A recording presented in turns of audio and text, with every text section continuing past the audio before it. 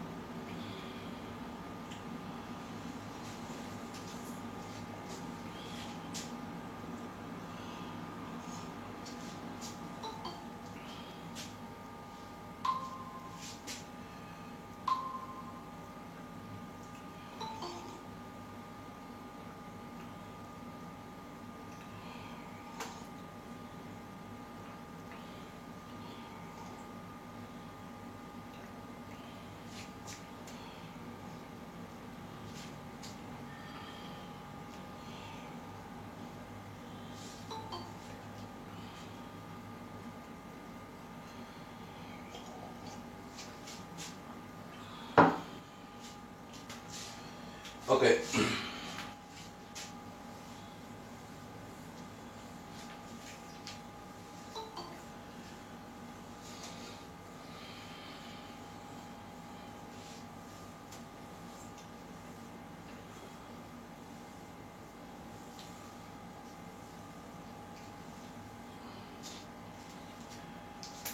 প্রথম টপিক হলো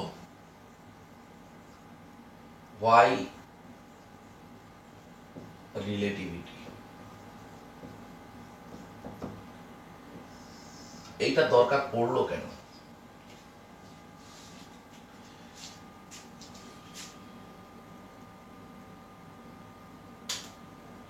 রিলেটিভিটি আমরা কেন পড়ব, এটা আগে আমাদেরকে জানতে হবে। সেই ছোটবেলার একটা এক্সাম্পল দিয়ে আমি শুরু করি। ছোটবেলার এক্সাম্পলটা কিরকম ছিল, যে দুজন লোক, একজন রাস্তায় দাঁড়িয়ে আছে আর একজন চলন্ত বাসে রয়েছে। তো রাস্তায় যে ভদ্রলোক দাঁড়িয়ে আছে সে খুব স্বাভাবিকভাবে দেখছে যে কি বলে, বাসের মধ্যে দিয়ে লোকটা মুভ করছে। মানে মুভিং কার, একটা অবজারভার হলো মুভিং কারের মধ্যে আছে, আর একটা অবজারভার হলো রাস্তায় দাঁড়িয়ে আছে। রাস্তায় দাঁড়িয়ে থাকা অবজারভার কি দেখবে, যে মুভিং কারের অবজারভার মুভ করছে।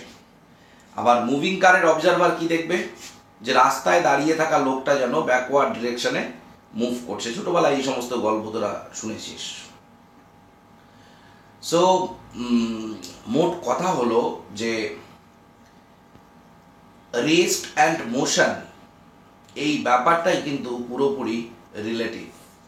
রেস্ট অ্যান্ড মোশন, যে কে রেস্টে আছে কে মোশনে আছে, এই ব্যাপারটাই পুরোপুরি রিলেটিভ। যে কে ডিফাইন করছে, কার রেসপেক্টে তুই দেখছিস, অবজারভার কে, তার উপর ডিপেন্ড করবে যে তোর কি বলে, which one is moving and which one is rest. এইটা একটা পয়েন্ট গেল। তারপর আমরা আর একটা কথা এখানে বলি, যে absolutely rest or absolute motion,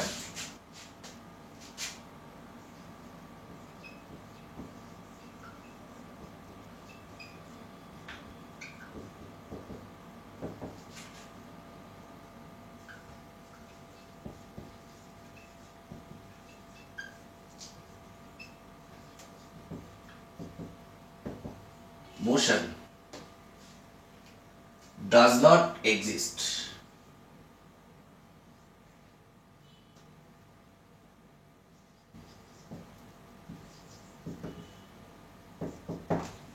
তাহলে কি এক্সিস্ট করে? এক্সিস্ট করে যে এভরিথিং ইজ রিলেটিভ। ঠিক আছে, অ্যাবসলিউটলি রেস্ট বা অ্যাবসলিউটলি মোশন বলে কোনো বস্তুকে তুই ডিফাইন করতে পারবি না। Everything is relative. আমি একটা সিম্পল এক্সাম্পল দিচ্ছি, যে নিউক্লিয়াস, এর মধ্যে একটা ইলেকট্রন। আমরা কি দেখছি যে ইলেকট্রন নিউক্লিয়াসের চারদিকে ঘুরছে। আমরা অবজার্ভ করছি যে ইলেকট্রন নিউক্লিয়াসের চারদিকে ঘুরছে, তাই তো? কি অবজার্ভ করছে এটা? এই অবজারভার দেখছে যে electron is moving around the nucleus. But if you think an observer on the electron, এ কি দেখবে? এ দেখবে ইলেকট্রন অ্যাট রেস্ট, কখনো মোশনে দেখবে না। এ কি দেখবে? Electron moving around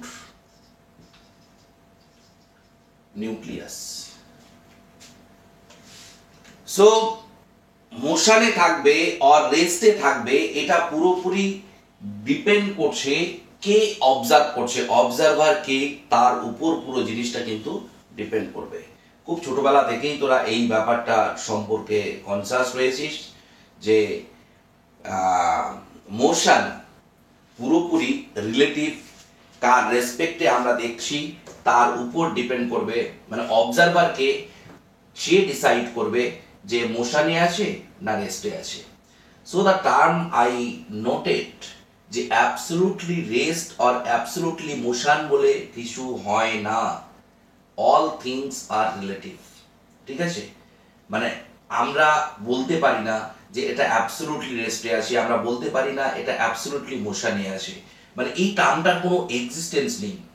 obviously rest বা মোশন এই টার্মটা ডিফাইন করতে গেলেই তোকে অবজারভারকে ফিক্সড করতে হবে।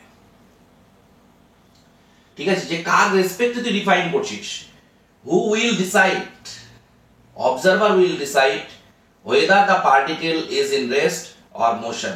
So absolutely rest or absolutely motion বলে কোনো এক্সিস্টেন্স নেই। যে ইলেকট্রনকে আমরা এতদিন ধরে বলি নিউক্লিয়াসের চারদিকে ঘুরছে, সেই ইলেকট্রনের উপর বসে থাকা অবজারভার সবসময় কিন্তু ইলেকট্রনটাকে রেস্টে দেখবে। ওকে, সো মোট কথা হলো যে এ রেস্ট নাই মোশন, এই টার্মটাই without it any reference is meaningless.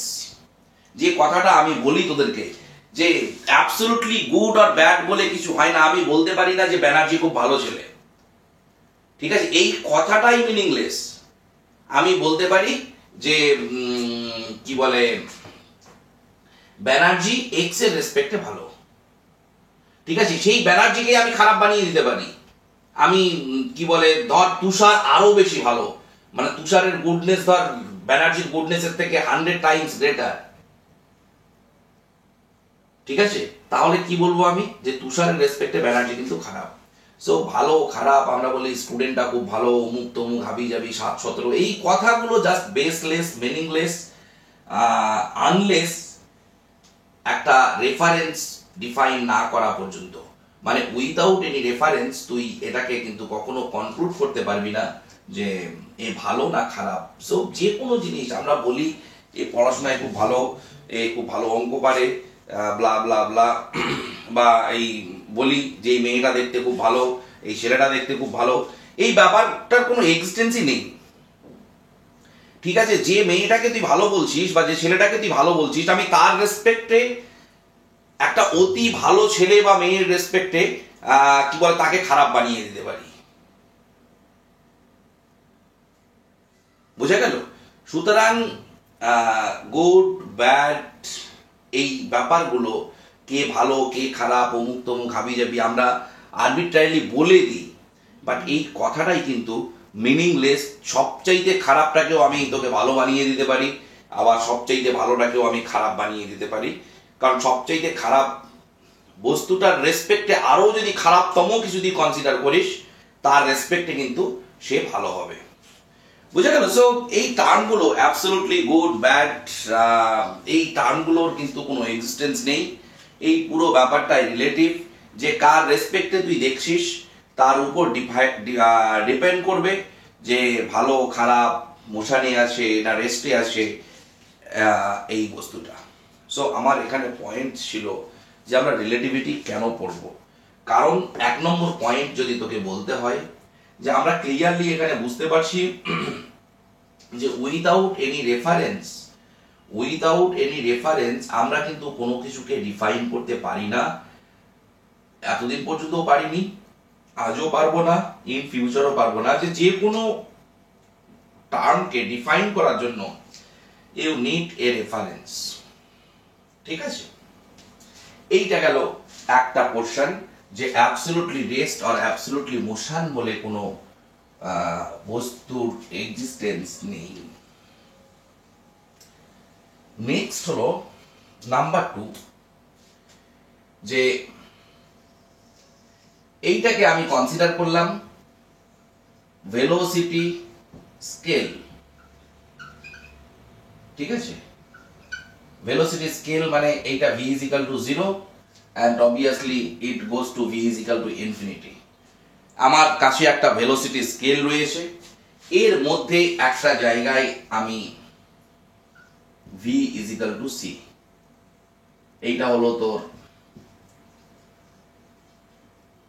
Velocity of light in vacuum.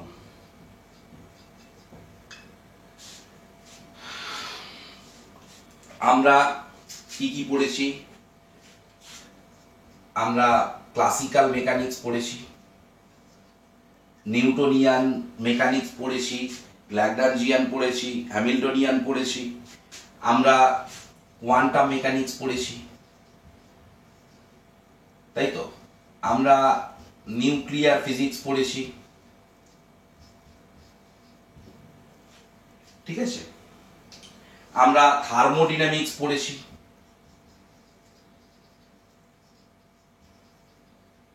আমরা ফিজিক্সের অনেকগুলো টপিক পড়েছি। প্রত্যেকটা টপিকের ক্ষেত্রে সে ক্লাসিক্যাল মেকানিক্স পড়, কোয়ান্টাম মেকানিক্স পড়, নিউক্লিয়ার ফিজিক্স পড়, থার্মোডিনামিক্স পড়, মোশনটা কিন্তু একটা ফ্যাক্টর। বোঝা গেল? ফিজিক্সের যে টপিকই তুই পড়, classical mechanics, quantum mechanics, nuclear, thermodynamics, তুই যাই পড় না কেন, মোশন অফ দ্য পার্টিকেল একটা essential part of all this topic. এই টপিকগুলোর ক্ষেত্রে তোর মোশন অফ দ্য পার্টিকেল ক্লাসিক্যাল মেকানিক্সেও ডিল করেছিস, কোয়ান্টাম মেকানিক্সেও ডিল করেছিস, নিউক্লিয়ারেও ডিল করেছিস, থার্মোডিনামিক্সেও ডিল করেছিস, কেটিজি তোরা পড়েছিস, পার্টিকেলের distribution, speed distribution, momentum distribution. So প্রত্যেকটা টপিকের ক্ষেত্রে ফিজিক্সের মোশন অফ দ্য পার্টিকেল, সেটা কখনো ইলেকট্রনকে নিয়ে ডিল করি, কখনো এমনি অর্ডিনারি ক্লাসিক্যাল পার্টিকেলকে নিয়ে ডিল করি, but motion of the particle কিন্তু একটা ফ্যাক্টর। ঠিক আছে, তারপর ইএমটি পড়েছিস, সেখানে আবার চার্জ পার্টিকেলের ব্যাপার আছে। আবার ম্যাগনেটোস্ট্যাট পড়ানোর সময় আমি তোর প্রথম ক্লাসেই বলেছিলাম যে magnetic field is nothing, it is just the relativistic effect of electric field, এইরকম একটা কমেন্টও করে রেখেছি আমি, যার উত্তর পুরোপুরি পাসনি, মানে ম্যাথামেটিক্যাল ডেরিভেশন পুরোপুরি পাসনি, যে ইলেকট্রিক ফিল্ড থেকে কি করে ম্যাগনেটিক ফিল্ড আসে। শিওরলি আমরা এখানে চেষ্টা করব সেই সমস্ত জিনিসপত্রগুলো দেখার। তো আমি ভেলোসিটি স্কেলটাকে ডিফাইন করলাম কেন? ভেলোসিটি স্কেলকে ডিফাইন করার মাঝে দেখ আমি একটা স্পেসিফিক ভেলোসিটিকে ডিফাইন করেছি। কেন করেছি সেটা ইন ফিউচার বুঝতে পারবি, যে হঠাৎ করে মাঝখানে v is equal to c কেন করলাম। তো আমরা যে টপিকগুলো পড়েছি সেই টপিকে, এই এন্টায়ার টপিকে আপ টু দিস আমরা যেটা পড়েছি, velocity of the particle is much less c. Okay, and all the conservations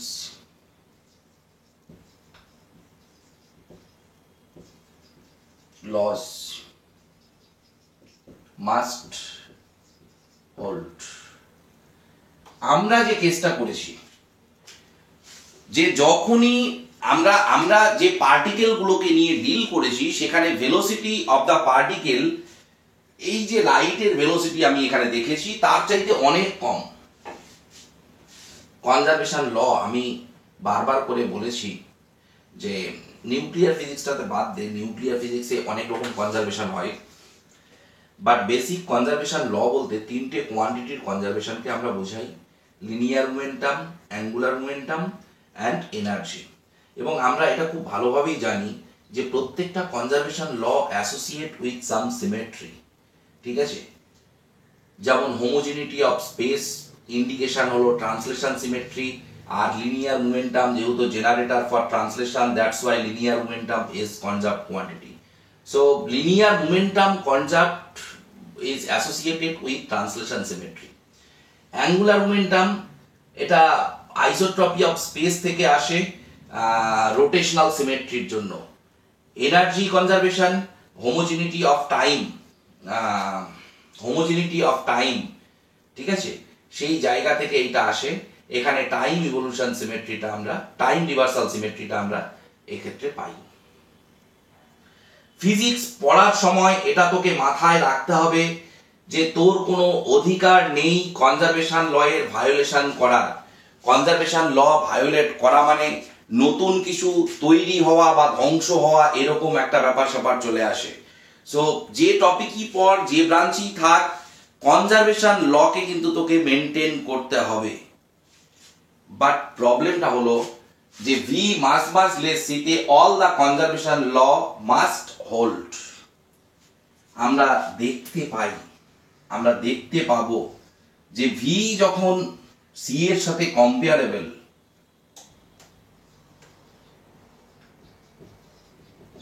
conservation law violates. আরে এনার্জি কনজারভেশন থাকছে না, linear momentum conservation law violate করে আছে।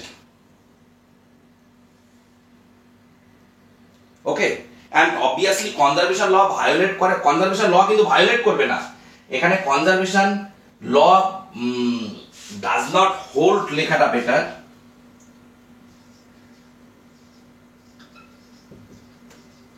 hold, and we need modification. আমাদের দরকার হলো মডিফিকেশন, যেহেতু কনজারভেশন ল হোল্ড করে না, কারণ আমাদের অকাত নেই কনজারভেশন লকে ব্রেক করার। কনজারভেশন ল শুধুমাত্র তখনই ব্রেক করে যায় যখন কোনো কিছু তৈরি হয় বা ধ্বংস হয়। ওকে, মানে অ্যানিলেশন ক্রিয়েশন পর্যায়ে কনজারভেশন ল কিন্তু ভায়োলেট করে যায়। মানে সিমেট্রি ব্রেক করার ফলেই তো তোর আলটিমেট জেনারেশন বা ডিস্ট্রাকশন এই জিনিসটা হবে না, এটা খুব অবভিয়াস ব্যাপার। তাহলে আমাদের টপিকটা হলো রিলেটিভিটি কেন পড়বো। তার প্রথম কোশ্চিন হলো যে তোর আমরা অ্যাবসলিউটলি মোশন বলে কোনো কিছুকে ডিফাইন করতে পারি না, এভরিথিং ইজ রিলেটিভ, সেটা নিয়ে একটা গল্প হলো আমাদের। নাম্বার 2, যে কোনো ফিজিক্সের টপিক পড়তে গেলে তোর পার্টিকেলের মোশনটা একটা খুব জরুরি ফ্যাক্টর। তো সেক্ষেত্রে তোর আমরা দেখতে পাচ্ছি যে মোশন অফ দ্য পার্টিকেল যদি সি এর থেকে ভেরি ভেরি লেস হয়, then we have no problem. আমরা আজ পর্যন্ত যে কেসগুলো ডিল করে এসেছি সেখানে কিন্তু ভি মাস লেস সি। এবার যখনই ভি সি এর সাথে কম্পেয়ারেবল হয়, কনজারভেশন ল গুলো আর হোল্ড করে না, এনার্জি কনজারভেশন চেঞ্জ করে যায়, লিনিয়ার মোমেন্টাম কনজারভেশন ল গুলো চেঞ্জ করে যায়। That does not mean conservation law violate করবে না, সেগুলোকে আমাদের মডিফিকেশন করে, মানে আমরা যা শিখেছি সেটাকে মডিফিকেশন করে আমাদের কনজারভেশন ল গুলোকে আবার স্যাটিসফাই করাতে হবে। বিকজ আমরা কখনো কনজারভেশন ল এর ভায়োলেশন করাতে পারবো না, এটা পসিবল নয়। তো অটোমেটিক্যালি এই যে টপিকগুলো পড়েছিস, এই টপিকে পার্টিকেলের মোশন যখনই তো সি এর সাথে কম্পেয়ারেবল হয়ে যাবে, তখনই চলে আসবে relativistic mechanics, classical mechanics, relativity এখনো ডিফাইনই করিনি। মানে ভি আমরা এই টপিকগুলো পড়েছি এতদিন এই এই এই এই রেঞ্জে, এবার এই রেঞ্জেও আমরা পড়ব। So this is the general case, V near equal to C, V এর সাথে যখন লাইটের ভেলোসিটির কম্পেয়ারেবল হবে। একটা কোশ্চিন থেকেই গেল, লাইটের ভেলোসিটিটাকে এখানে আমি ধরলামটা কেন। ওকে, তো এটা হলো মোট কারণ। মানে মোটামুটি ভাবে এই দুটোকে এখন মাথায় রাখ এই দুটো সলিড লজিক আমি তোকে দিলাম, যে লজিকের উপর বেস করে তুই নতুন কিছু ভাবতে বসতে পারিস। ঠিক আছে, ভাবার একটা চিন্তা ভাবনা তোকে করতে হবে যে মোশনকে আলটিমেটলি ডিফাইন করা, কারণ nothing is absolute. Number 2, conservation লগুলোকে হোল্ড করানো, এই জিনিসগুলো ঘটে। তারপর আরো কিছু গল্প আছে। গল্প হলো যে কি হয়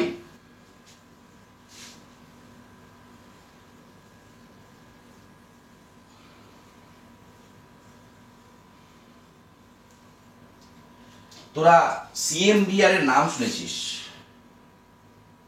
কসমিক রে।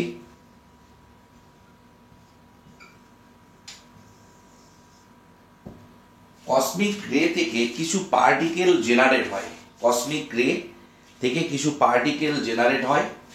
এইটা হলো তোর আর্থ। ঠিক আছে, এখানে কোথাও একটা আর্থের মধ্যে তুই ডিটেক্টর লাগিয়ে রেখেছিস, ভালো করে বোঝার চেষ্টা কর। তোরা জানিস অনেকে যে পার্টিকেল দু রকমের হয়, দু রকমের মানে অনেক রকম ভাবে আমরা পার্টিকেল ক্লাসিফাইড করতে পারি, বাট ইলেকট্রন, প্রোটন, নিউট্রন, এই পার্টিকেল গুলো লাইফ টাইম যেরকম ইনফাইনাইট। ঠিক আছে, বাট এরকম অনেকগুলো পার্টিকেল আছে যারা short life particle, short life particle. এদেরকে আমরা জেনারেলি বলি রেজোনেন্স পার্টিকেল। নাম শুনেছিস?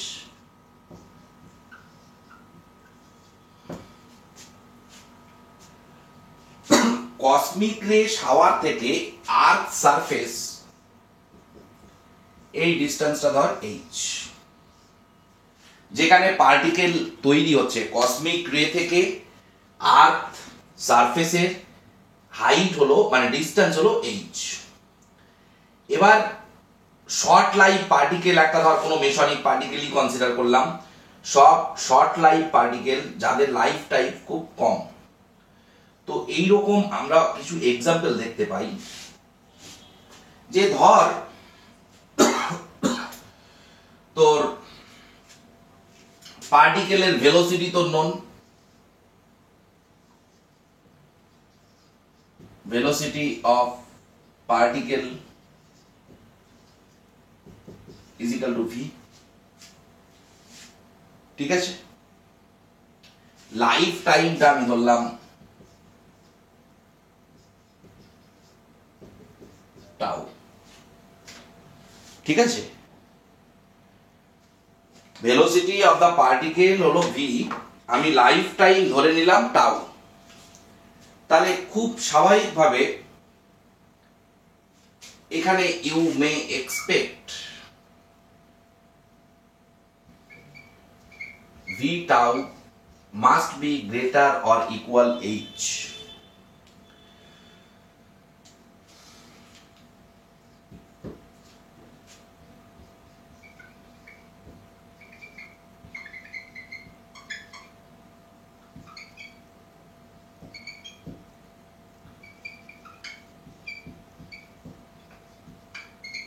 পার্টিকেল আর্থ সারফেসের উপর এসে পৌঁছবে, যদি এইটা হয়, তাই তো?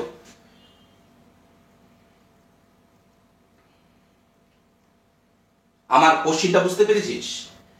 যে পার্টিকেলের ভেলোসিটি আর লাইফ টাইম এটা যদি greater or equal of the separation between cosmic রে অ্যান্ড আর্থ সারফেস হয়, তবেই পার্টিকেলটা এসে পৌঁছবে আর্থে, তাই তো? পার্টিকেলটা তো তবেই আর্থে পৌঁছবে, এছাড়া তো পৌঁছানো সম্ভব নয়। Yes or no? গুগল মিটটা কি বেকার খুলেছি নাকি? বাট আমরা দেখতে পাই ইন সাম কেসেস, সাদা চোখে আমরা দেখতে পাই যে ইন সাম কেসেস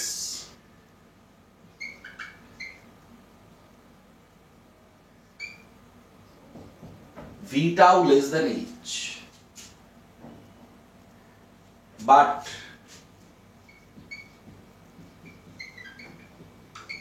পার্টিকেল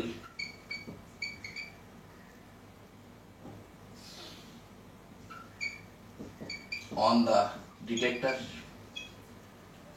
আমি এগুলো ডেটা দিয়ে পরে তোদের করাবো, এই প্রবলেমটা আমি পরে তোদের ডেটা দিয়ে করাবো যে কসমিক রে শাওয়ার থেকে আর্থ পার্টিকেলে ডিটেক্টরে পার্টিকেল পৌঁছতে পারবে না।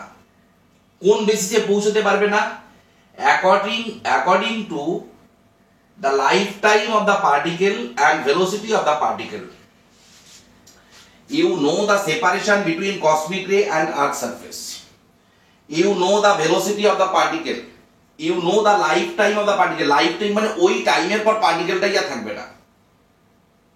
ঠিক আছে, আমরা অঙ্ক করে আমি তোদেরকে দেখিয়ে দেব যে কসমিক রে থেকে এই ডিটেক্টরের যে সেপারেশন, পার্টিকেলের ভেলোসিটি আর লাইফ টাইম মাল্টিপ্লাই করলে পার্টিকেলের ভেলোসিটি আর লাইফ টাইম মাল্টিপ্লাই করলে এই সেপারেশনের থেকে কম হচ্ছে। তো সাদা চোখে যদি আমরা দেখি পার্টিকেল ডিটেক্টরে পৌঁছতে পারবে না, আর্থ সারফেসে আসতে পারবে না, বাট এখানে ডিটেক্টর খুব সুন্দরভাবে দেখিয়ে দেয় যে পার্টিকেল ডিটেক্টরে এসে পৌঁছয়। সাদা চোখে তুই কি দেখতে পাচ্ছিস? যে পার্টিকেল এখানে পৌঁছতে পারবে না। এটা হলে তো কখনো পৌঁছতে পারবে না, এইরকম জায়গায় পার্টিকেল ডিস্ট্রয় হয়ে যাবে। শর্ট লাইফ পার্টিকেল তো এগুলো। বুঝতে পারছিস কনফিউশনটা কোথায়? বাট ডিটেক্টর রিডিং দিচ্ছে যে পার্টিকেল পৌঁছচ্ছে। আমি এই অঙ্কটা করাবো তোদের। আমরা এই পর্যন্ত যা শিখেছি সেই থিওরি এর উত্তর দিতে পারবে না। আমি বোঝাতে পারলাম? এই যে টাইম, এই টাইমটা যে লাইফ টাইম, এই লাইফ টাইমটাও কিন্তু ভ্যারি করে with respect two observer. Observer মানে কি? এই যে পার্টিকেলটা আছে, এই পার্টিকেল ফ্রেমের অবজারভার আর এই ল্যাবরেটরি ফ্রেমের অবজারভার, এই দুজন অবজারভারের ক্ষেত্রে এর লাইফ টাইম কিন্তু সেম হবে না। তুই ভাবিস না এখানে কোনো ম্যাজিক ঘটে যায়, যে কোনো জাদুর দ্বারা তোর পার্টিকেল এখানে এসে পৌঁছয়। দেয়ার ইজ নো জাদু। ঠিক আছে, দৃষ্টিভঙ্গি, ভিউ, অ্যাটিটিউড, এইটার ডিফারেন্সটাই হলো মেন ব্যাপার। এই যে লাইফ টাইম বলছিস, আমি কখনো বলিনি যে লাইফ টাইমটা কার রেসপেক্টে, পার্টিকেল ফ্রেমে যে অবজারভার আছে তার রেসপেক্টে, না আর্থ ফ্রেমে বা যেটাকে আমরা বলি ল্যাবরেটরি ফ্রেম, সেই ফ্রেমে যে অবজারভার আছে তার রেসপেক্টে। বোঝা গেল? এখানে দেখবে তোর এই অবজারভার ল্যাব ফ্রেমের অবজারভার, তার মানে you have to calculate the life time of this particle with respect to this observer. সেখানে গল্প ঘটে যায়, সেখানে লাইফ টাইম কিন্তু এই অবজারভারের রেসপেক্টে বেড়ে যায়, যে ঘটনাটাকে আমরা পরবর্তীকালে ইন ডিটেলসে পড়ব অ্যাজ এ টাইম ডাইলেশন। বোঝা গেল? তো মোট কথা হলো যে দেখ, খুব ফ্যাক্ট যে আমি বলে দিচ্ছি লাইফ টাইম, তো life time with respect to the observer in particle frame আর life time with respect to the observer in কি বলে ল্যাবরেটরি ফ্রেম, এরা কিন্তু ম্যাচ করবে না। ঠিক আছে, তোরা টুইন প্যারাডক্সের মতো গল্পর নাম শুনেছিস, যেগুলো আমরা ডিটেলসে কি বলে বলবো, ইন ডিটেলসে আমরা আরো ডেসক্রাইব করবো। রিলেটিভিটি আলটিমেট জাস্ট কি বলবো, একটা মানে বিয়ের মতো আর কি, বেশ চাইনিজ খাবারের মতো, খুব দারুণ খেতে আর কি। এখানে কোনো বড় ডেরিভেশন নেই, এখানে এখানে লজিক, এখানে ম্যাথামেটিক্স যেটা আছে সেটাও খুব compact, but you have to understand all the points very clearly.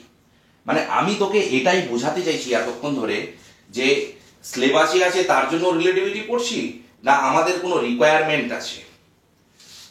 ঠিক আছে? তো এই জিনিসগুলো আমাদেরকে দেখতে হবে।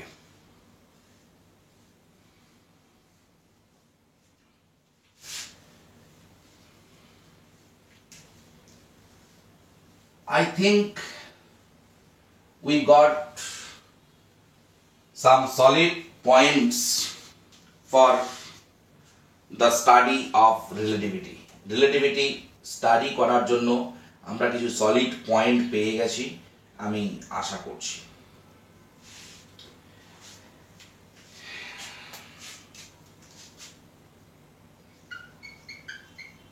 গ্যালিলিয়ান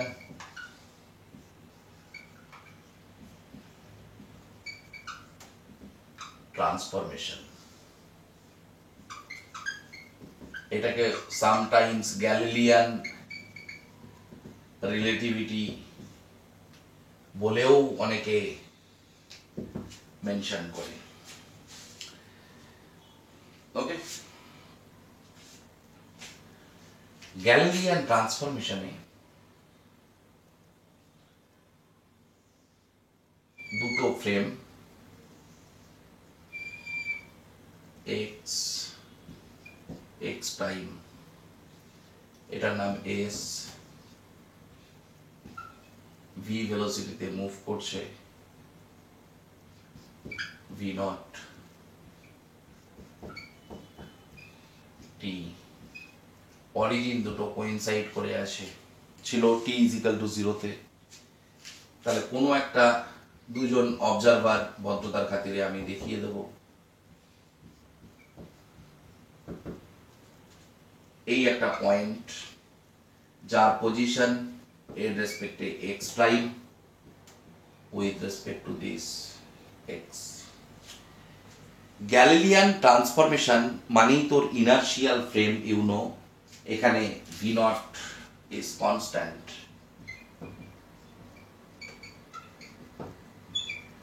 ঠিক আছে,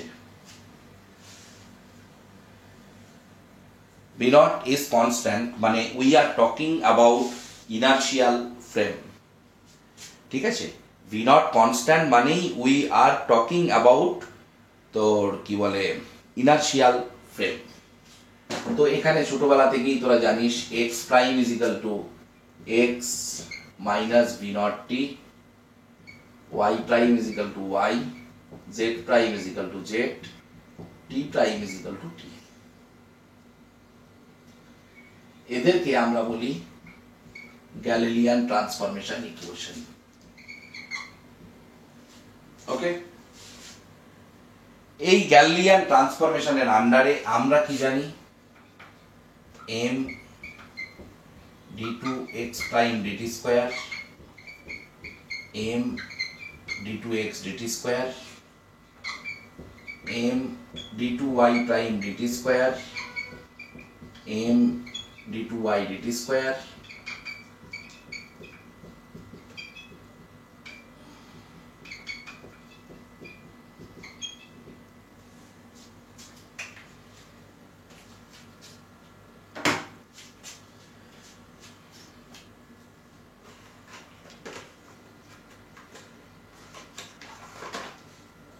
ওকে। তাহলে কি দাঁড়াচ্ছে যে force that is Newton's law, force that is Newton's law remains invariant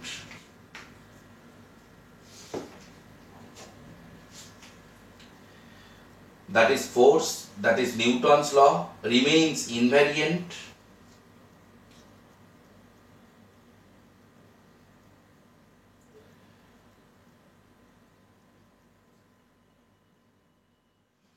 in all inertial frame. Newton's law remains invariant in all inertial frame. Okay.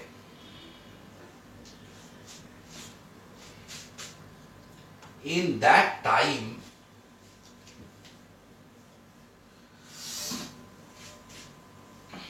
in that time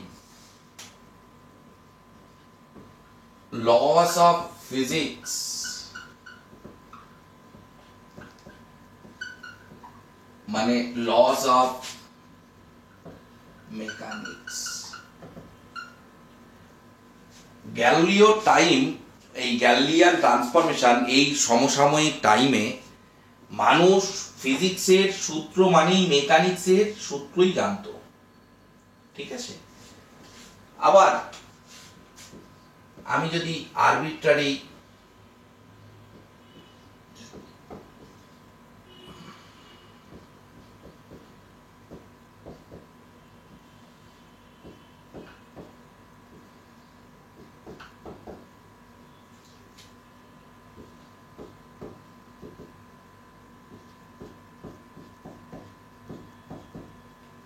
okay T prime is equal to T তাহলে এখানে তুই দেখাতে পারবি এটা কি রে length of an object in S prime frame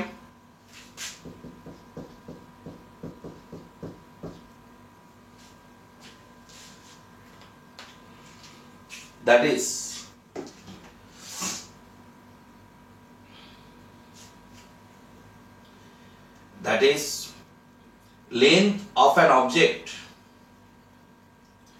length of an object remains invariant length of an object remains invariant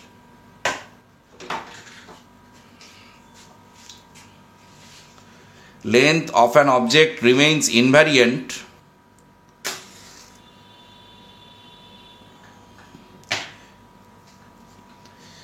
under Galilean transformation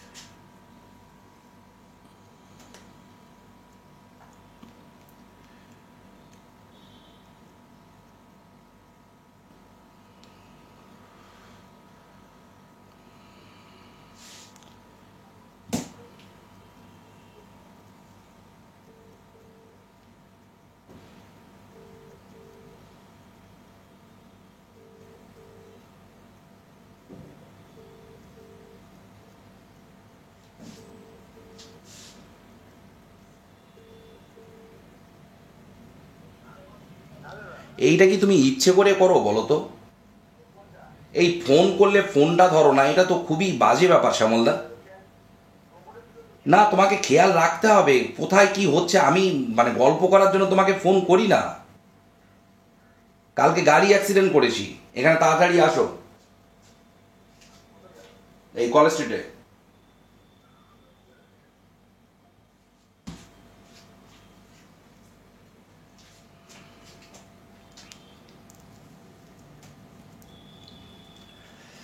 ওকে তো length remains invariant in under Galilean transformation তাহলে let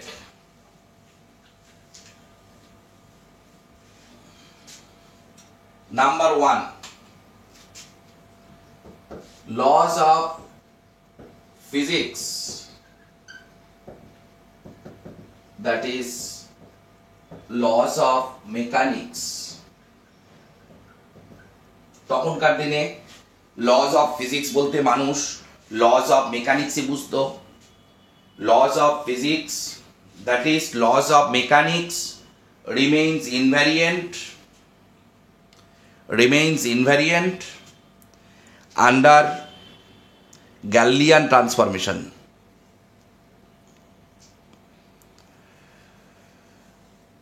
remains invariant under Galilean transformation okay number 2 length and time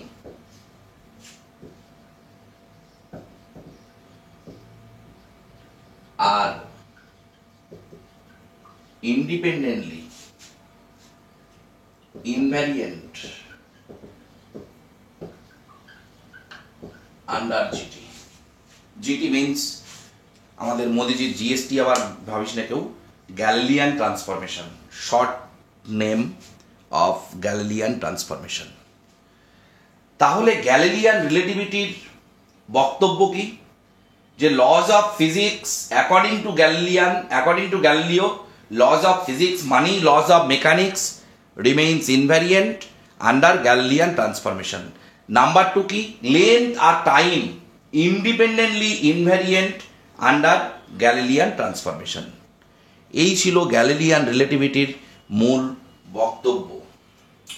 সময়ের সাথে সাথে সব কিছু বদলায়, তোরা জানিস। এবং এক অদ্ভুত ব্যাপার দেখ, একটা অদ্ভুত ট্রানজিশন আমরা সবাই অবজার্ভ করছি। যে আজ থেকে 2 বছর আগে, মানে যখন তোরা ফার্স্ট ইয়ারে ভর্তি হোস, কেউ কখনো ভাবিসনি যে এরকম সিনারিও চলে আসবে যে বাড়িতে বসে পুরো তোকে সময় কাটাতে হবে। এই করোনা ফরোনা হাবিজাবি এই জিনিসপত্রগুলো, যদিও এটা একটা ম্যানমেড ব্যাপার স্যাপার, যাই হোক আমি সেগুলোতে ঢুকছি না। বাট এই যে দিনটা আসবে, এটা আমরা কেউ 2 বছর আগে কিন্তু এক্সপেক্ট করিনি। মানে 2 বছর কি রে, তোর 2020 জানুয়ারি ফেব্রুয়ারিতেই আমরা কেউ এক্সপেক্ট করিনি যে এরকম কিছু একটা ঘটতে চলেছে আমাদের সাথে। বাট দেখ, সময়ের সাথে সাথে সব কিছু কীরকমভাবে মডিফাইড হয়ে গেছে। ঠিক সেরকমই আমাদের সাবজেক্টেরও সময়ের সাথে সাথে কিন্তু ইমপ্রুভমেন্ট ঘটেছে। নিউটন ছেড়ে তারপরেও অনেক রকম থিওরির ডেভেলপমেন্ট হয়েছে।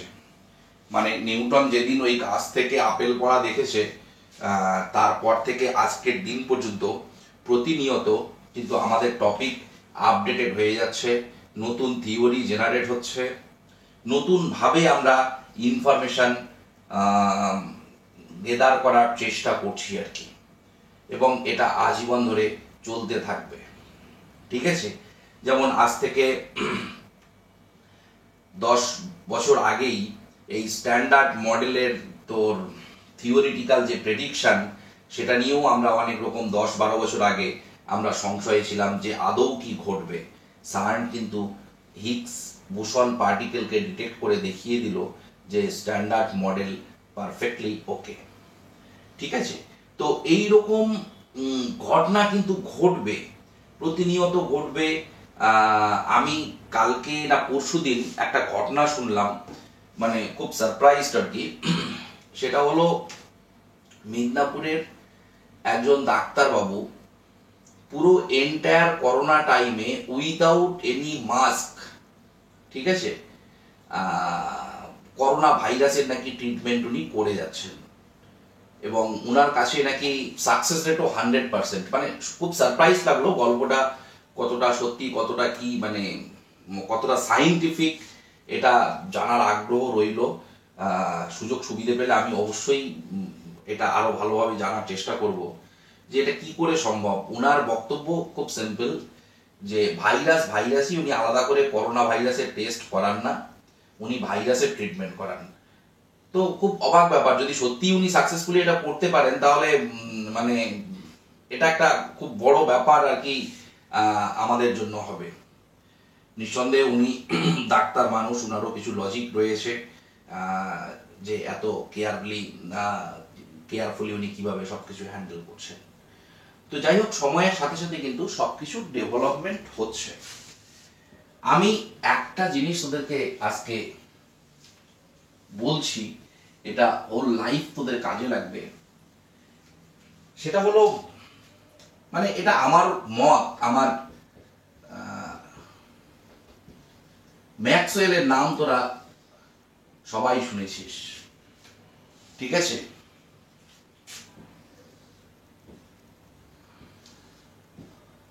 এই সময়টা হলো বিফোর ম্যাক্সওয়েল অ্যান্ড এইটা হলো আফটার ম্যাক্সওয়েল। সব বদলে গেছে। ম্যাক্সওয়েলের ইলেকট্রোম্যাগনেটিক থিওরি আসার পর সব কিছু বদলে গেছে। আর আজকে যে আমরা এই রিলেটিভিটি পড়ছি বা পড়বো, এখনো শুরু করিনি, সেই রিলেটিভিটি পড়ার পেছনে মেন কারণ কিন্তু এই ভদ্রলোক।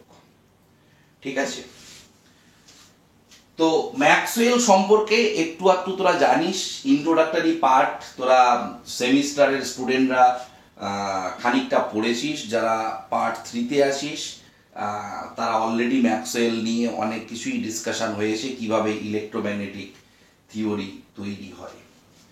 তো before Maxwell laws of physics মানেই তোর laws of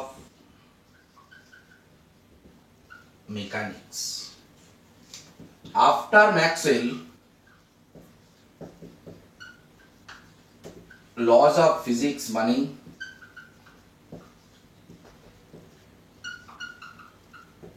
laws of mechanics, laws of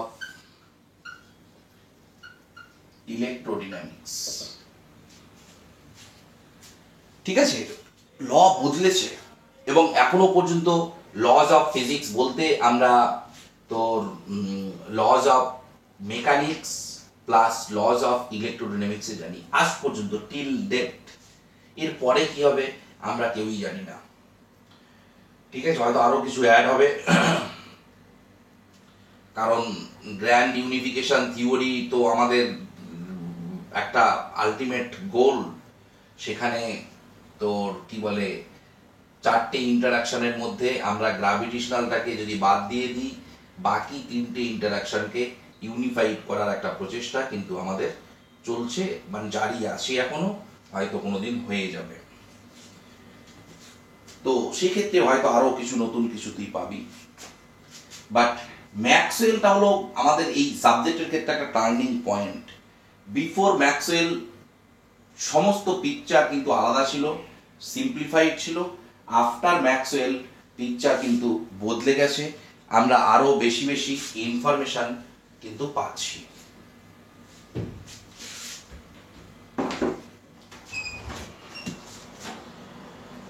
service সেন্টারে ওই তিল জলাতেই নিয়ে যাও, আমি ওখানকার যে সার্ভিস ম্যানেজার তার সাথে কথা বলেছি, পুরোটা ইন্স্যুরেন্স ক্লেম করতে হবে। ঠিক আছে, এবং যত তাড়াতাড়ি সম্ভব গাড়িটা যাতে দিতে পারে, তুমি যাও গিয়ে আমার সাথে কথা বলো।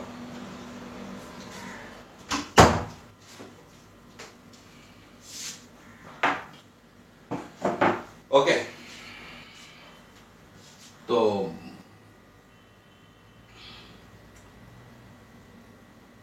ম্যাক্সওয়েলের আগে এবং পরে গল্প কিন্তু পুরো পাল্টায়। এখানে ইনফরমেশন আমাদের কাছে অনেক কম ছিল, এখানে আমাদের কাছে স্কোপ অনেক কম ছিল। আফটার ম্যাক্সওয়েল কিন্তু স্কোপ আমাদের বেড়ে গেছে, আমাদের ফিজিক্সের বিভিন্ন রকম ব্রাঞ্চেরও কিন্তু ইমপ্রুভমেন্ট হয়েছে। তো এটা খেয়াল রাখতে হবে তোকে যে before Maxwell laws of physics মানেই হলো laws of mechanics, after Maxwell laws of physics মানে কিন্তু laws of mechanics plus laws of electrodynamics. এবার লজ অফ ইলেকট্রোডাইনামিক্স মানেই কিন্তু ডেল স্কয়ার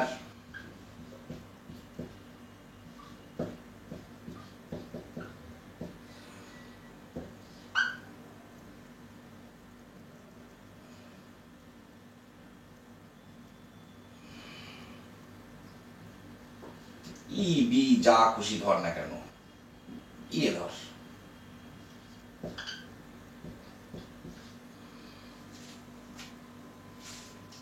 এইটা হলো ম্যাক্সওয়েলস ইকুয়েশন।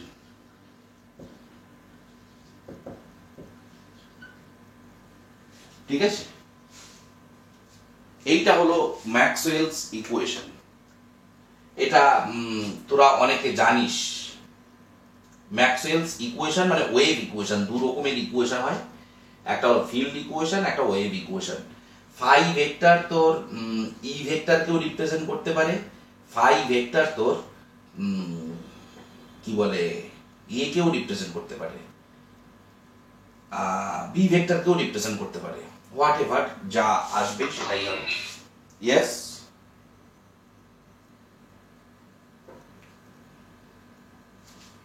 কি বললি?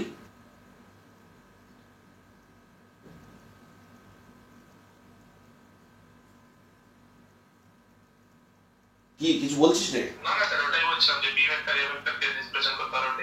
হ্যাঁ, মানে ই লিখবো, বি রাগ করবে, বি লিখবো, ই রাগ করবে, তার জন্য আমি ফাই লিখলাম। ফাই মেবি ই, ফাই মেবি বি, যা খুশি হতে পারে। আবার ম্যাগনেটিক ভেক্টর পোটেনশিয়ালও এইটাকে স্যাটিসফাই করে, অনেক গল্প আছে। বাট মোট কথা হলো ম্যাক্সওয়েলস ওয়েভ ইকুয়েশনের ফরম্যাটটা এইরকম হয়। ওকে, উই ক্যান শো বলছি, that means this is your homework. এইটাকে আমরা বলি ডিঅ্যালাম্বার্সিয়ান অপারেটর।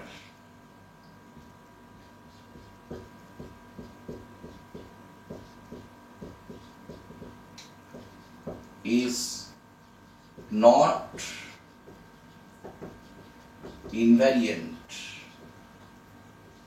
under GT. এই অপারেটর ডিঅ্যালাম্বার্সিয়ান অপারেটর, এর নামটা হলো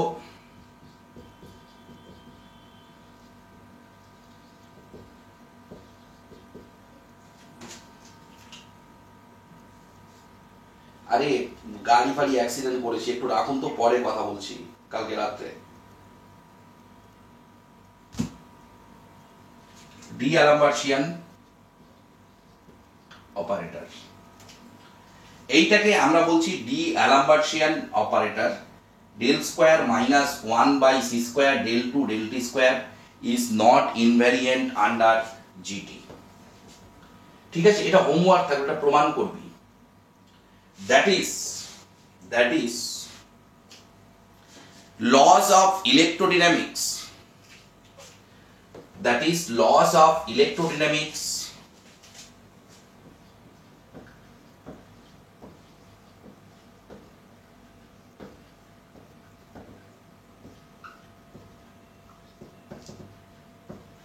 are not invariant under GT. Hence, laws of physics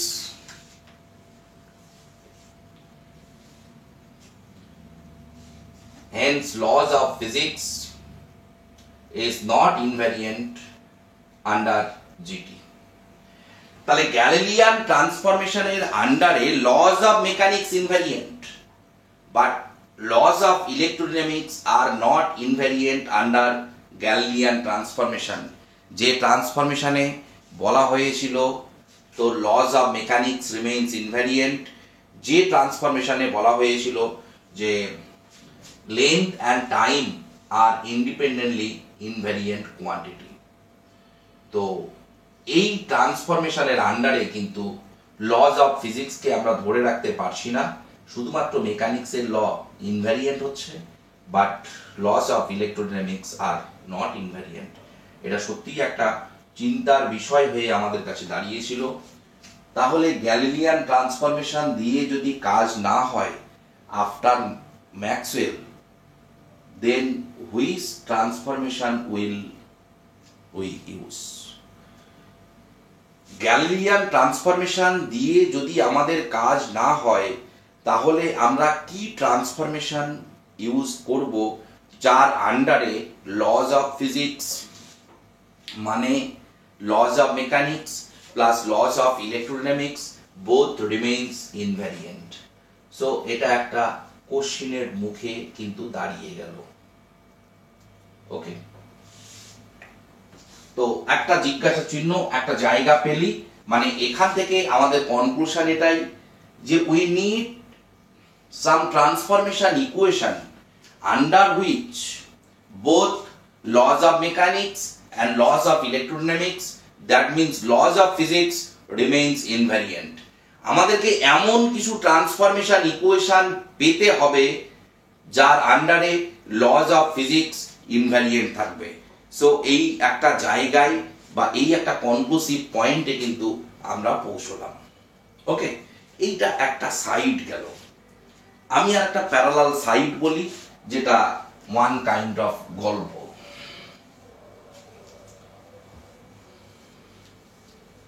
আমি আবার ব্যাক করে ওই গ্যালিলিয়ানের টাইমেই যাচ্ছি। ঠিক আছে, তাহলে কি শিখলাম আমরা? আমরা শিখলাম আমাদের রিকোয়ারমেন্ট এখন কিছু ট্রান্সফরমেশন ইকুয়েশন, যে ট্রান্সফরমেশন দিয়ে আমরা প্রমাণ করব যে কি বলে লজ অফ ফিজিক্স ইনভ্যারিয়েন্ট থাকছে, মানে বোথ ক্লাসিক্যাল নিউটনিয়ান অ্যান্ড ইলেকট্রোডাইনামিক্স। আবার গ্যালিলিয়ান ট্রান্সফরমেশনের সেকেন্ড পয়েন্ট যে ছিল লেন্থ আর time are independently invariant, parallelly আমাদেরকে ওই ট্রান্সফরমেশন ইকুয়েশন থেকে এইটাও দেখে নিতে হবে যে সত্যি সত্যি কি লেন্থ আর টাইম ইন্ডিপেন্ডেন্টলি ইনভ্যারিয়েন্ট। এই প্রবলেমটাকে রিজলভ করলেই রিলেটিভিটির ডেভেলপমেন্ট অটোমেটিক্যালি হয়ে যাবে। আমি বোঝাতে পারলাম?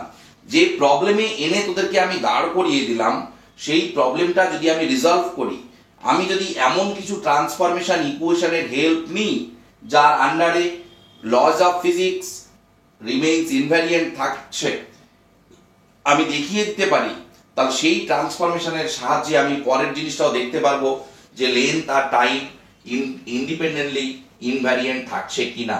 আর এইটা দেখিয়ে দিলেই আমার এই থিওরির ডেভেলপমেন্ট হয়ে যাবে। বুঝে গেল? তো আমি অনেকটা এগিয়ে গেছি, তুই ইয়ার ওয়াইজ যদি দেখিস গ্যালিলিয়ান থেকে ম্যাক্সওয়েলের পর চলে গেছি, আমি আবার ব্যাক করে সেই পুরনো যুগে গ্যালিলিয়ানের টাইমে ফিরে যাচ্ছি। হাইগেন্স প্রথম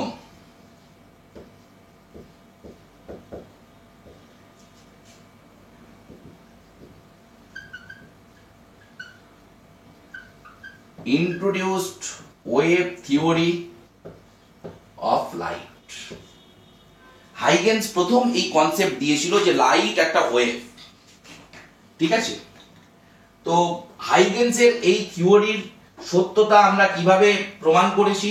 আমরা হাইগেন্সের থিওরি থেকে lodge of reflection, lodge of refraction, এই থিওরিগুলো আমরা ভেরিফাই করেছি। সো হাইগেন্স থিওরিকে রিজেক্ট করার মতো কোনো পয়েন্ট তোর হাতে নেই। হাইগেন্স যখন ওয়েভ থিওরি অফ লাইট দিল, মানুষ শুধুমাত্র সাউন্ড ওয়েভ সম্পর্কে অবগত ছিল। Peoples only aware about sound wave. Huygens যখন তোর ওয়েভ থিওরি অফ লাইট নিয়ে আসলো মার্কেটে, যেটা এক্সপেরিমেন্টালি ভেরিফাই হলো যে না, ওয়েভ থিওরি ইজ কারেক্ট, ঠিক আছে, সেই টাইমে মানুষ ওয়েভ বলতে শুধুমাত্র সাউন্ড ওয়েভকে বুঝতো। যেখানে সাউন্ড ওয়েভ যে মানুষ বুঝতো, সেই সাউন্ড ওয়েভ প্রপাগেট হওয়ার জন্য একটা মিডিয়ামের দরকার। Without any medium sound wave can not propagate. তো খুব স্বাভাবিকভাবে তখনকার দিনে, আমি কিন্তু ব্যাক করে গেছি, আমি আবার বলছি, আমি ম্যাক্সওয়েলের পরে চলে গেছিলাম, আবার ব্যাক করে সেই তোর গ্যালিলিও সময়ে আমি চলে গেছি। হাইগেন্সের টাইম অনেক পুরনো। হাইগেন্সের প্রথম যে ওয়েভ থিওরি আসলো, সেই থিওরি এক্সপেরিমেন্টাল ভেরিফাই হলো via laws of reflection and refraction. Reflection and রিফ্র্যাকশনের মাধ্যমে, লয়ের মাধ্যমে তোর আমরা বুঝতে পারলাম যে কি বলে হাইগেন্সের থিওরি কারেক্ট। তো হাইগেন্স ওয়েভ থিওরি দিল, ভালো কথা। মানুষ ওয়েভ বলতে তখন শুধুমাত্র সাউন্ড ওয়েভ সম্পর্কেই অবগত ছিল। তাহলে সাউন্ড ওয়েভ সম্পর্কে যদি শুধু অবগত থাকে, তো খুব স্বাভাবিকভাবেই তখনকার দিনে মানুষ এটাও জানতো যে sound wave without any medium propagate করতে পারে না। তাহলে কোশ্চিন অ্যারাইজ করে যে তাহলে সূর্য থেকে পৃথিবীর মধ্যে আলো আসছে কি করে, যেখানে সূর্য আর পৃথিবীর মাঝে ম্যাক্সিমাম পোর্শনে তো শূন্যস্থান, ভ্যাকুয়াম। কোশ্চিনটা বুঝতে পেরেছিস? হাইগেন্স ওয়েভ থিওরি দিল যে সময়ে মানুষের মাইন্ডে এটা বসেই ছিল যে ওয়েভ মানেই উইদাউট এনি মিডিয়াম প্রপাগেট করতে পারে না। তাহলে উইদাউট এনি মিডিয়াম যদি ওয়েভ প্রপাগেট করতে না পারে, তাহলে সেক্ষেত্রে সান থেকে আর্থের মধ্যে লাইট এসে পৌঁছচ্ছে কি করে? That was the question on that time. ওই সময়ের সময় উপযোগী কোশ্চেন কিন্তু এইটা ছিল যে লাইট কি করে পৃথিবীতে আসে সূর্য থেকে, যেখানে ম্যাক্সিমাম পোর্শনে ভ্যাকুয়াম। প্রত্যেক সময়ে প্রত্যেক যুগে কিছু লিভিং সায়েন্টিস্ট থাকে যাদেরকে আমরা বস বলি। তো এখন কিছুদিন আগে স্টিফেন হকিন্স মারা গেলেন। মোটামুটিভাবে তাকে সবাই একটু অন্যরকম ভাবে দেখতো।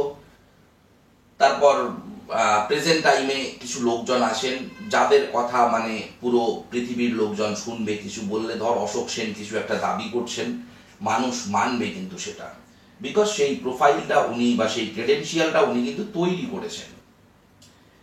তো এই হলো ব্যাপার যে তখনকার দিনে হুকস, নাম শুনেছিস তোরা? রবার্ট হুকস অ্যান্ড তার যে লবি, বিজ্ঞানীদেরও তো অনেক রকম লবি টবি থাকে। রবার্ট হুকস একদম সময় উপযোগী সলিউশন তখন বলে দিল যে হাইগেন্সের থিওরি তো কারেক্ট, যে লাইট একটা ওয়েভ। আর তখনকার দিনের মানুষ জানতো যে উইদাউট এনি মিডিয়াম তোর কি বলে সাউন্ড ওয়েভ প্রপাগেট করতে পারে না, তাহলে লাইট কি করে আসছে। রবার্ট হুক এই প্রবলেমের সলিউশন সেই সময়ে করলো। রবার্ট হুক অ্যান্ড তার কো ওয়ার্কার্স বা সেম লবির লোকজনরা দাবি করলো যে ভ্যাকুয়াম বলে কোনো কিছুর এক্সিস্টেন্স নেই। কনসেপ্ট অফ হাইপোথেটিক্যাল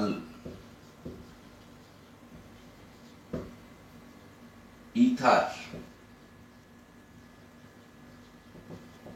মিডিয়াম কার দয়ায় আসলো? রবার্ট হুকের দয়ায়। রবার্ট হুক কি বললো যে ভ্যাকুয়াম বলে আলটিমেট কিছু নেই, পুরো ইউনিভার্সটা মুড়ে আছে এই ইথার মিডিয়াম দিয়ে। কিরকম মিডিয়াম? মাসলেস, রেজিস্ট্যান্সলেস, মাসলেস, রেজিস্ট্যান্সলেস, এইরকম টাইপের একটা মিডিয়াম পুরো ইউনিভার্সকে কভার করে আসে। ইভেন ইফ তোর সান আর আর্থের মধ্যে যেমন রয়েছে, এরা দুটো ইলেকট্রনের মধ্যে যে গ্যাপ সেখানেও রয়েছে। নিউক্লিয়াসের যে নিউক্লিয়ন্স রয়েছে তাদের মধ্যে যে গ্যাপ প্রোটন নিউট্রনের মধ্যে, তার মাঝেও তোর কি বলে এই মিডিয়ামটা রয়েছে, which is absolutely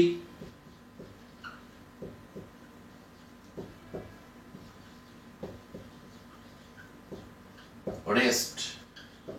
তার বক্তব্য যে এই অ্যাবসলিউটলি রেস্ট মিডিয়াম মানে ইথার মিডিয়ামের রেসপেক্টে সূর্য, পৃথিবী, ইলেকট্রন, প্রোটন, নিউট্রন, তুই, আমি, আমরা সবাই এই ইথার মিডিয়ামের রেসপেক্টে মুভ করছি। মানে কত বড় ব্লান্ডার, যে জিনিসটাকে আমরা দিয়ে রিলেটিভিটি পড়বো বলে ঠিক করলাম, তো সেই জিনিসটাকেই আমদানি করলেন তো Robert Hooke. Absolutely rest frame. So ether medium মানে কি? ইথার মিডিয়াম মানেই হলো একটা অ্যাবসলিউটলি রেস্ট ফ্রেম। ঠিক আছে, ইথার মিডিয়াম মানেই হলো একটা অ্যাবসলিউটলি রেস্ট ফ্রেম। তোর যার রেসপেক্টে তোর পৃথিবী, সূর্য, ইলেকট্রন, প্রোটন, নিউট্রন সবাই তোর মুভ করছে। ঠিক আছে, absolutely rest frame ether medium মানেই হলো অ্যাবসলিউটলি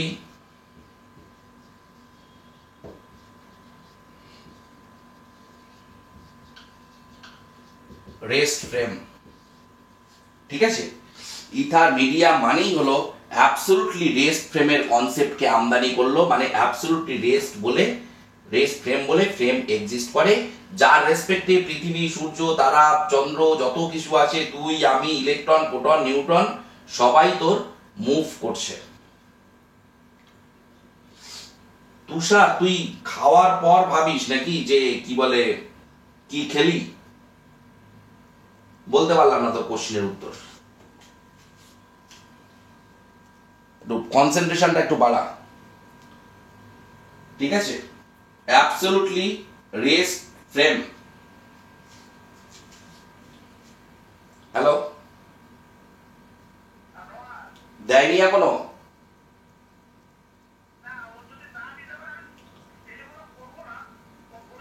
এক মিনিট রাখুন, আমি ফোন করছি।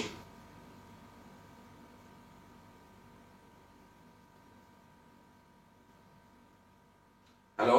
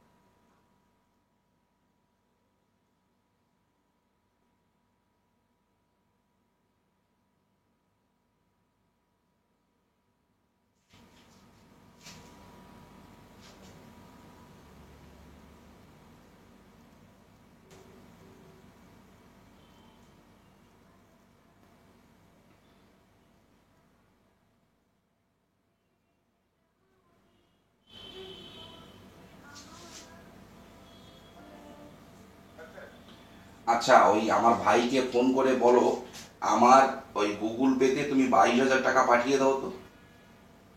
ওকে ফোন করে বলেই পাঠিয়ে দাও যে, হ্যাঁ হ্যাঁ, ওকে বলেই পাঠিয়ে দাও যে জাহিদকে নাকি দিতে হবে, সেজন্য দাদা টাকাটা ওর গুগল পেতে পাঠাতে বললো। পাঠাবো কি? পাঠিয়ে দিলে আমি জাহিদের অ্যাকাউন্টে পাঠিয়ে দেবো।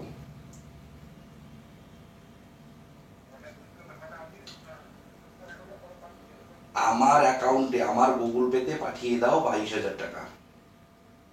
শাহানশাকে বলেই পাঠিয়ে দাও যে স্যার 22,000 টাকা পাঠাতে বললো, কারণটা হলো জাহিদ বলে কেউ নাকি টাকাটা পায়, অনেকবার ফোন করেছে, সেই টাকাটা স্যার এখন দেবে।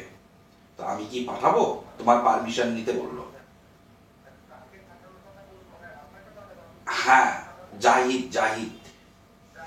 হুম হুম।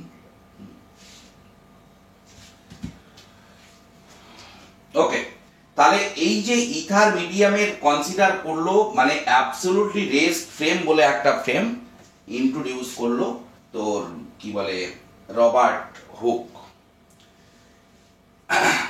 ঠিক আছে, এবার এই অ্যাবসলিউটলি রেস্ট ফ্রেম বা ইথার মিডিয়াম খোঁজার জন্য অনেকে অনেক রকম এক্সপেরিমেন্ট করেছে, অনেক এক্সপেরিমেন্ট হয়েছে। তার মধ্যে সবচাইতে ওয়েল নোন এক্সপেরিমেন্ট হলো মাইকেলসন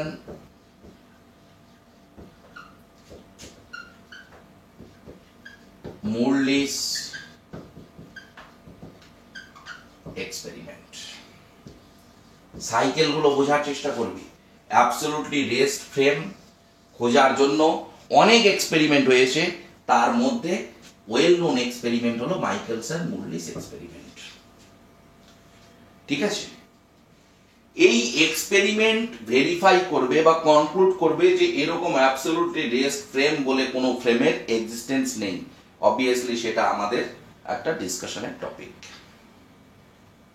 তাহলে কোন জায়গায় আমরা এসে দাঁড়ালাম দেখ, একদিকে আমাদের রিকোয়ারমেন্ট হলো নিউ ট্রান্সফরমেশন ইকুয়েশন, আর একদিকে এসে আমরা দাঁড়ালাম মাইকেলসন মুরলিস এক্সপেরিমেন্ট বলে একটা এক্সপেরিমেন্ট আছে, যে এক্সপেরিমেন্ট একটা ইন্টারফেরোমিটারের মধ্যে ইন্টারফারেন্স প্যাটার্ন তৈরি করা হয়, তারপর ইন্টারফেরোমিটারটাকে 90 ডিগ্রি শিফট করা হয়, করে ইথার মিডিয়াম যদি এক্সিস্ট করে সেক্ষেত্রে ওই ইন্টারফারেন্স প্যাটার্নের মানে ফ্রিঞ্জের শিফট ঘটবে, বাট এক্সপেরিমেন্ট দেখায় যে কোনো ফ্রিঞ্জের শিফট ঘটে না।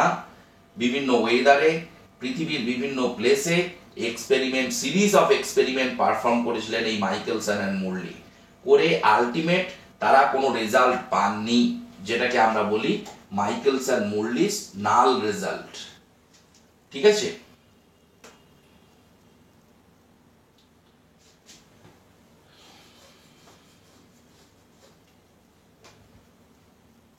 ওকে, মাইকেলসন মুরলিস নাল রেজাল্ট, এই এক্সপেরিমেন্টকে কনক্লুড করে ম্যাক্সওয়েলের থিওরি। ঠিক আছে, অ্যান্ড উই উইল ডিসকাস। তাহলে আমরা এসে দাঁড়ালাম কোথায়? একদিকে আমাদের মাথার উপরে সে একটা এক্সপেরিমেন্ট বসে পড়লো, আর একদিকে হ্যাঁ বলো। হ্যাঁ হ্যাঁ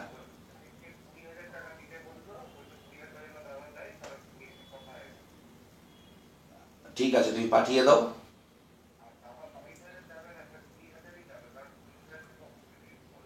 ঠিক আছে পাঠিয়ে দাও। হুম হুম, পাঠিয়ে দাও। হ্যাঁ হ্যাঁ হ্যাঁ হ্যাঁ হ্যাঁ, ওকে।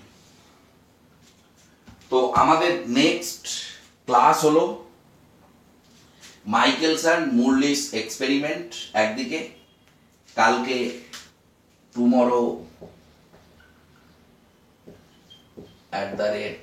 @9 AM মাইকেলসন মুরলিস এক্সপেরিমেন্ট আমরা প্রথমে করব, করে ইথার মিডিয়ামের বা অ্যাবসলিউটলি রেস্ট ফ্রেমের ব্যাপারটা ক্লিয়ার করব, করার পর আমরা কি বলে নতুন ট্রান্সফরমেশন ইকুয়েশন খুঁজে বের করব।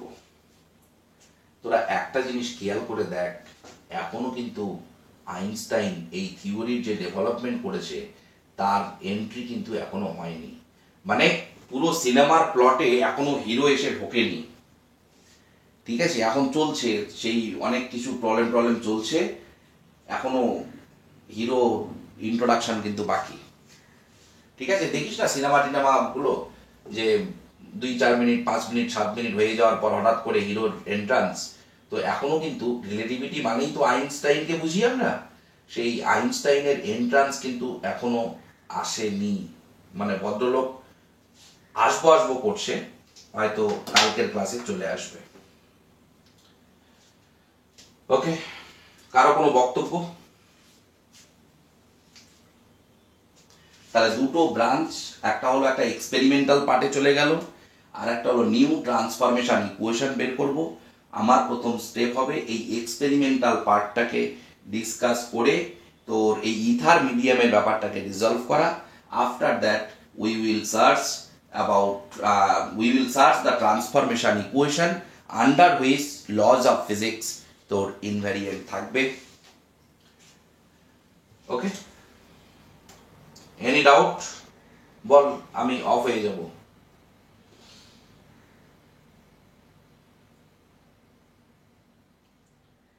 3-4টে ক্লাস পরপর নিয়ে নিলে রিলেটিভিটি অলমোস্ট ডান হয়ে যাবে, মানে কিছু থাকবে না পড়ে আর।